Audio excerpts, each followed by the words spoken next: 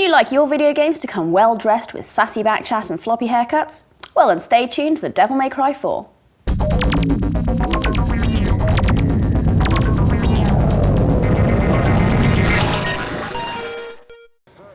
In this outing, you play Nero, who like Dante is charmingly cocky and beautiful, if a little more moody, with a bit of the demon about him and a badass with weapons and combat.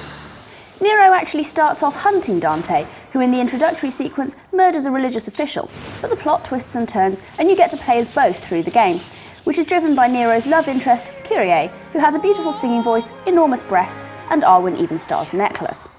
Unfortunately for some of the fans, you don't get to play Dante a whole lot though. And it also seems a little trite to refer to him as the mysterious man in the red coat when you've been playing him for the last 3 games. The game has been made a lot more accessible this time out, with an optional tutorial, a human difficulty level, and even an automatic mode for those who prefer button mashing to learning combos.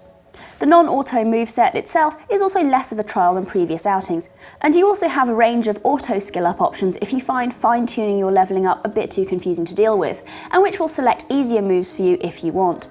You can also change your mind and sell skills back if you don't like them. At the same time, fans of the series will find a lot to challenge them, with 4 further difficulty levels to unlock beyond the starting options, and movement and combat that's fluid and enjoyable with potential for subtlety. Nero's Devilbringer arm is great, allowing you to hurl enemies around, telekinetically summon them into your deathly clutches, or use the Grim Grip to catapult yourself around the locations using special launch points. His Red Queen sword also has a special Exceed function, which allows you to charge it for a more powerful attack. That and some other extra attacks rely on and reward skill and precision timing, so they're a really good way of deepening combat for more skillful players. At the same time, they're not entirely necessary to play for more casual gamers. If you like your angsty Japanese emo styling, the artwork and design is fantastic all round, with nicely detailed backgrounds and stunningly realistic faces. The cinematic footage is amazing, with great choreography and artwork and pretty good music and dialogue. It's like watching a film in places. But this in itself is a little bit of a problem for a video game. There is so damn much of it that at times the game can become a very passive experience, with almost as much watching as playing. This is particularly frustrating in some of the earlier sections where you have to watch your character fighting instead of taking on the bad guys yourself. You can skip through, but this is not ideal in a story-driven game. There is also a bit of jarring between the quality of the animation in these lavish cutscenes and the in-game stuff. So let's talk graphics. The footage you see here is from the 360 version. It's pretty good, but if you want to be picky, there are some polygons, glitching and clipping about the place, making it less of a visual feast than the impressive PS3 version, which is smoother and has finer details, for example in the hair. Now we'd love to be able to show you both, but unfortunately my PS3 disk drive died an hour into the game.